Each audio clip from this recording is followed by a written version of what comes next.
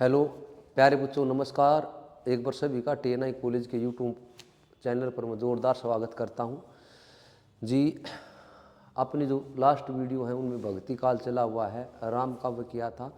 अब कुछ आचार्य ऐसे हुए हैं जिन्होंने राम के साथ साथ बेटे वैष्णो की भी भक्ति की और राम की भक्ति की। तो सबसे मेन जो आपको दिखाई दे रहा है रामानंद जी हैं। रामानंद से अगर आप किसी भी परीक्षा में बैठते हैं तो प्यारे बच्चों रामानंद से एक दो क्वेश्चन देखने को मिल जाता है।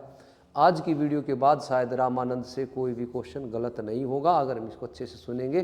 तो वीडियो को ना लास्ट तक ज़रूर देखना। एक बात और बता दूँ मैं आपको, फीवर हद से ज़्यादा है तो ज़्यादा लाउडली नहीं बोल सकता आज मैं, ठीक है। ये कि भी आप लोगों की डिमांड के अनुसार आया हूँ, अदरवाइज फीवर हद से ज़्यादा है तो नॉर्मल बोलूँगा मैं। तो बात करते बेटे रामानंद की। रामानंद का जिक्र आते ही एक नाबादास रचना है, और नाबादास रचना की अगर हम बात करें तो वो रचना है भगतमाल की। तो रामानंद क्या थे क्या नहीं, रामानंद क्यों प्रसिद्ध हुए। पहली बात तो बेटे अगर हम रामानंद की बात करते हैं तो देखिएगा एक बार ध्यान से, क्या खास है रामानंद जी। रामानंद की अगर हम बात करते हैं बेटे, सबसे पहले बात आती है कि रामानंद के गुरु कौन थे। तो रामानंद के गुरु कौन थे, इसमें कई बार आ जाता पेपर में। तो इनके गुरु राघवानंद थे। कौन थे भी? राघवानंद। उसके बाद आगे बढ़ते हैं कि राघवानंद के गुरु कौन थे? रामानुजाचार्य। कौन थे? रामानुजाचार्य। अब एक चीज़ थोड़ी सी ध्यान देने की है कि भी ये ऐसा माना जाता है, जैसे आप एग्जाम में बैठते हैं तो पूछा जाता है कि भी रामानुजाचार्य की कौन सी पीढ़ी में हुए, तो हमें उत्तर मिलता है 14वीं पीढ़ी। कौन सी पीढ़ी उत्तर मिलता है? 14वीं पीढ़ी। तो ये 14वीं पीढ़ी का ये नहीं है कि जिस वंश से रामानुज जी थे, जिस वंश से रामानुज थे उसी वंश से रामानंद थे। नहीं बेटे, ये वैष्णव संप्रदाय चला हुआ था। तो रामानुज के बाद रामानंद जी 14वें नंबर पे आते हैं जो भगवान वैष्णो की भक्ति करते थे। पहले ये बात क्लियर कर ले। कभी आप ये कहो कि वो उसका दादा था, वो उसका दादा, ऐसा नहीं है। वो दादा वाला सिस्टम नहीं है। ये भी उसके बाद वो गुरु हो सकता, कोई 1-2 साल गुरु रहा हो, कोई 3 साल गुरु रहा हो। तो वो पीढ़ी ये है, ना कि इनकी वंशावली भाई। अब बात करते हैं रामानुजाचार्य के जो गुरु थे वो कौन थे। रामानुजाचार्य गुरु थे कांचीपुरण। ज़्यादा पेपर में पूछा जाता है कांचीपुरण। कांचीपुरण गुरु का नाम है। और अगर इनका जन्म पूछे रामानुजाचार्य का तो कांचीपुरण है बेटे, साउथ में। क्या है? कांचीपुरण। अब यहाँ से पेपर में क्या आएगा? पेपर में ये पूछा जाएगा सबसे पहले तो देखो बेटे, ये जो रामानुजाचार्य हैं ये पहले सही मायने में वैष्णव आचार्य माने जाते हैं। भगवान वैष्णो जी की भक्ति करते थे। अगर हिंदी की बात की जाती है, तमिल की नहीं कर रहे, हम हिंदी की बात करते हैं। तो रामानुजाचार्य ने जो विष्णु जी की भक्ति थी वो हिंदी में शुरुआत की थी, इसलिए रामानुजाचार्य को पहला वैष्णव आचार्य माना जाता है।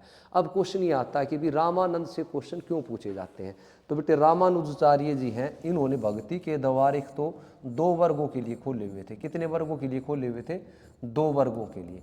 अब 2 वर्गों के लिए भक्ति के द्वार खोले हुए थे, अर्थात ब्राह्मण और क्षत्रिय, और कोई भक्ति नहीं कर सकता था। तो रामानंद जी ने क्या किया, एक तो भक्ति के द्वार सबके लिए खोल दिए। भी चाहे कोई शूद्र है, चाहे कोई गरीब है, चाहे कोई किसी भी जाति से संबंध रखता है, तो सभी को भक्ति का अधिकार है। एक तो ये काम किया था बेटे रामानंद जी ने मेन, कि भी भक्ति के द्वार या भक्ति को आसान किसने बनाया? रामानंद जी ने। अगला क्वेश्चन क्या आता है? अगला क्वेश्चन ये आता है कि कौन सा आचार्य ऐसा था जो भक्ति को, दक्षिण में पनपी थी बेटे भक्ति, रामानुजाचार्य भी दक्षिण के थे, कि दक्षिण से भक्ति को उत्तर में लेके आया। तो बेटे दक्षिण से भक्ति को उत्तर में लाने का श्रेय भी किसको जाता है? रामानंद जी को जाता है। तो बेटे दक्षिण से भक्ति को उत्तर में रामानंद लेके आए। उसके बाद देखिएगा रामानंद जी से पहले जो भक्ति होती थी वो विष्णु जी की होती थी। किसकी होती थी? विष्णु जी की होती थी। तो जो विष्णु जी की भक्ति करते थे वो वैष्णव कहलाए। क्या कहलाए? वैष्णव कहलाए। लेकिन रामानंद ने किसकी भक्ति शुरुआत की? वैष्णु जी ने। जैसे अलग अलग समय में ऐसा माना जाता है विष्णु जी ने 12 अवतार लिए हैं, तो उनमें से एक अवतार था राम का। विष्णु जी का एक अवतार था राम का। तो राम की भक्ति की अगर शुरुआत करते हैं तो रामानंद जी ने राम की भक्ति की शुरुआत की थी। इससे पहले विष्णु जी की भक्ति होती थी। तो बेटे एक तो भक्ति के द्वार सबके लिए खोले, दूसरे भक्ति को दक्षिण से उत्तर भारत में लेके आए, तीसरी मेन बात क्या है, राम की भक्ति की शुरुआत करी जो धनुधारी राम है। अब बात आती है कि भी एक और काम क्या था कि रामानंद के जो शिष्य थे, भगतमाल के अनुसार रामानंद के 12 शिष्य थे। तो रामानंद के जो शिष्य थे वो सगुण और निर्गुण दोनों प्रकार के थे। क्या थे, वो सगुण भक्ति भी करते थे और वो निर्गुण भक्ति भी करते थे। तो रामानंद के जो शिष्य थे वो निर्गुण, जैसे कबीर है, रैदास है, तो बेटे निर्गुण भक्ति भी करते थे और सगुण भक्ति भी करते थे। अब क्वेश्चन ये आता है कि भी रामानंद ने और क्या किया। और एक तो बेटे रामावत संप्रदाय, देखिएगा रामानंद ऐसे लिखा जाता, तो रामावत जो संप्रदाय था उसका परिवर्तन किसने किया, रामानंद जी ने किया बेटा। अब बात आती है कि जो हनुमान लला, आरती कीजिए हनुमान लला की, तो हनुमान जी की आरती को लिखने वाले भी रामानंद हैं। तो अब बात आती है कि भी रामानंद ने और क्या किया, तो वो अब इस पीडीएफ का सहारा लेके बिल्कुल डिटेल से करेंगे। इसमें 10, 12, 15 जितने भी पॉइंट हैं वही अक्सर पेपर में पूछे जाते हैं कि भी रामानंद का जन्म कहाँ पर हुआ, जहाँ पर कबीर का हुआ था, जहाँ पर रैदास का हुआ था। तो रामानंद जी का जन्म भी काशी में हुआ बेटे। एक बार देखते हैं प्यारे बच्चों। तो बेटा ये मेन टॉपिक है भक्ति काल का। रामानंद जी विष्णु की भक्ति करते थे, इससे पहले राम की भक्ति की शुरुआत की। देखो बेटे रामानंद, अगले को अधिकार है एग्जामिनर को कैसा भी क्वेश्चन पूछ सकता है, इसलिए मैं कोशिश करता हूं भाई काफ़ी विस्तृत व्याख्या की जाए ताकि आप पेपर में गलत ना करें। रामानंद का जो जन्म है 1368 से 1468 और जन्म स्थान कहाँ हुआ भी, काशी में हुआ। इनके पिता का नाम पुण्य सदन था और माता का नाम सुशीला देवी।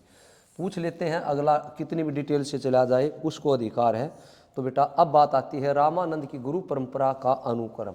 इससे पहले इन्होंने रामानंद ने किससे दीक्षा ली बेटे, राघवानंद से हम ये चीज़ करा चुके हैं। रामानंद के जो दीक्षा गुरु थे वो कौन थे, राघवानंद थे। और अगर रामानंद की शिक्षा गुरु आ जाए तो दंडी थे। कौन थे, दंडी थे। ध्यान दीजिएगा, अगर रामानंद के दीक्षा गुरु आ जाए तो राघवानंद, अगर रामानंद के शिक्षा गुरु आ जाए तो दंडी थे बेटे। तो देखिएगा रामानंद की गुरु परंपरा का अनुक्रम, पहले कांचीपुरण है, कांचीपुरण से रामानुजाचार्य है, रामानुजाचार्य से राघवानंद है और राघवानंद से फिर रामानंद है और रामानंद के फिर अंतानंद दास है, नरहरियानंद दास है, कबीर हैं। ये सिलसिला फिर आगे बढ़ता चला गया। तो बेटे एक तो ये कर्म पूछ लिया जाता है, इसको आईएमपी कर लेना। रामानंद जी तत्वता रामानुजाचार्य के मत को मानते थे। अगर तत्व की बात की जाए तो जिस तत्व को रामानुजाचार्य मानते थे उसी को रामानंद मानते थे। जैसे भक्ति के तत्व होते हैं, जीव होता है, ब्रह्म होता है, संसार होता है, तो जिसको रामानुजाचार्य जी मानते थे उसी को रामानुजाचार्य जी मानते थे। रामानंद रामानुजाचार्य की कौन सी पीढ़ी में हुए बेटे, 14वीं पीढ़ी में। कई बार पूछा जा चुका है। इन्होंने रामावत संप्रदाय का प्रवर्तन किया। इन्होंने का मतलब है रामानंद जी ने रामावत संप्रदाय चलाया। इस संप्रदाय की कितनी शाखाएं हैं, 36 शाखाएं हैं। एक और मोस्ट इंपोर्टेंट पॉइंट इसका, यह सबसे बड़ा वैष्णव संप्रदाय है। जितने भी वैष्णव संप्रदाय यहाँ पर चले हैं भारत देश में, सबसे बड़ा अगर वैष्णव संप्रदाय है तो रामानंद जी वाला ही है, क्योंकि इसकी 36 शाखाएं चली। रामानंद ने विष्णु के अन्य अवतारों में से राम रूप को, मैंने बता दिया बेटे, राम रूप को लोक हितकारी के रूप में चुन लिया तथा भक्ति का मार्ग अत्यंत सुलभ बना दिया। इन्होंने राम तारक मंत्र दिया कि राम को लिए ये भूमि पर राम तारक मंत्र। कई बार पूछा जाता है राम तारक मंत्र के जन्मदाता, प्रवर्तक, रचयिता कौन है, तो बेटे उत्तर आएगा रामानंद जी। आगे बढ़ते बेटे। उत्तर भारत की जनता के मन में धनुषधारी राम को बसाने वाले, लोक रक्षक बनाने वाले कौन है, रामानंद जी। तो एक तो भक्ति को उत्तर भारत में लेके आए बेटे, दूसरा भक्ति को क्या किया, राम की भक्ति की शुरुआत की उत्तर भारत में। तो राम को बसाने वाले उत्तर भारत की जनता में रामानंद है। अगर घट घट बसाने वाले आ जाए घर घर, तो फिर तुलसीदास आएगा रामचरित जी के माध्यम से, रामचरितमानस जी के माध्यम से। शूद्रों के घर, देखिए कितनी बड़ी बात कही है, शूद्रों के घर खाना खाने पर इनको इनके गुरु राघवानंद ने छोड़ दिया था। क्या किया, जो अपने वर्ग बटे हुए थे, 4 वर्ग हैं, जैसे आप वेदों का अध्ययन करते हैं तो बेटे 4 वर्ग हैं। पहला है ब्राह्मण, क्षत्रिय, वैश्य और शूद्र। इसने रामानंद जी ने क्या किया, शूद्र के घर खाना खा लिया था, तो इसी से चिढ़कर इनके गुरु राघवानंद जी ने इसको छोड़ दिया। भाई आगे बढ़ते बेटे, अगला जो पॉइंट है जल्दी आ जाओ भाई। तो अगला पॉइंट देखिएगा बेटे, रामानंद जी ने भक्ति के दरवाजे सबके लिए खोले। इससे पहले भक्ति के दरवाजे कितनों के पास थे? 2 वर्गों के पास थे। ये वैसे मैं बेटे बता चुका हूँ, दोबारा रिपीट करने से चीज़ें पक्की हो जाती हैं। तो रामानंद जी ने भक्ति के दरवाजे सभी के लिए खोल दिए। इन्होंने एक उत्साही विरक दल चलाया, उत्साही जो उत्साह होता है विरक दल चलाया, जो आज भी देखिएगा मोस्ट इंपॉर्टेंट है कि रामानंद जी का कौन सा दल आज भी प्रचलित है और कहाँ पर है। अयोध्या के चित्रकूट में ये वैरागी नाम से जाना जाता। तो वैरागी जो मत है उसका प्राचीन नाम क्या है? विरक्त दल। पूछा जाएगा तो विरक्त दल या उत्साही विरक्त दल बेटा। इन्होंने ईश्वर, जीव तथा जगत तीनों को सत्य माना। ईश्वर को भी सत्य मानते थे, आत्मा को भी सत्य मानते थे और संसार को भी सत्य मानते थे रामानंद जी। ये संस्कृत के प्रकांड पंडित थे। क्या थे बेटे? संस्कृत के प्रकांड पंडित थे। इन्होंने संस्कृत में 2 ग्रंथ लिखे हैं। अगर बेटे इन ग्रंथों की भाषा पूछ ली जाती है तो संस्कृत है वैष्णव माताज भास्कर, वैष्णव माताब्ज वह है बेटा यादा भास्कर, और श्री रामार्चन, श्री राम जी का अर्चन बेटे। रामानंद की गद्दी मोस्ट इंपोर्टेंट है बेटा, ये पॉइंट सबसे ज़्यादा पूछा जाता है कि रामानंद जी की गद्दी कहाँ पर स्थापित है? तो बेटे राजस्थान में ना गलता है, राजस्थान में गलता जी में रामानंद जी की गद्दी स्थापित है। आप जाओगे तो वहाँ पर प्रभु हनुमान जी का पंचमुखी मंदिर भी है। राजस्थान काफ़ी पवित्र जगह है ये। तो रामानंद जी की गद्दी गलता जी में किसने स्थापित की थी? कृष्णदास पयारी ने। अंतानंद दास की जो परंपरा थी, जो अंतानंद दास रामानंद जी के पहले शिष्य थे 12 में से, अंतानंद दास से अग्रदास हुए, अग्रदास से कृष्ण प्यारी हुए। तो कृष्ण प्यारी ने रामानंद जी की गद्दी गलता जी में स्थापित की, राजस्थान बेटा। वैरागी शाखा को तपसी शाखा भी कहा जाता है, तप करते थे तो तपसी। भक्ति के इस संप्रदाय को अवधूत भी कहा जाता। मोस्ट इंपोर्टेंट, किस आचार्य को अवधूत कहा जाता है या किस संप्रदाय को अवधूत कहा जाता है?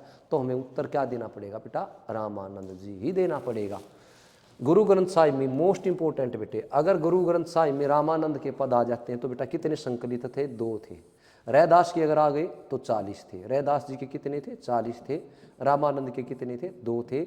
और अगर नामदेव के आ जाए तो बेटे नामदेव के गुरु ग्रंथ साहिब में 60 पद संकलित थे। कितने थे बेटे? 60। ये मोस्ट इंपोर्टेंट क्वेश्चन ज़्यादातर पेपर में पूछा जाता है। तो बेटे आज थोड़ी सी स्वास्थ्य संबंधित है प्रॉब्लम, अगली वीडियो को लंबी बना के और आप तक भेजूंगा। तो आप हमारी वीडियो को देखते हैं तो प्यारे बच्चों अगर अच्छी लगती है लाइक ज़रूर कर देना, हमें मोटिवेशन मिलता है। इसीलिए फीवर में मैं आप लोगों के सामने हूँ मोटिवेशन के लिए। जय हिंद, जय भारत, मुस्कुराते रहिए।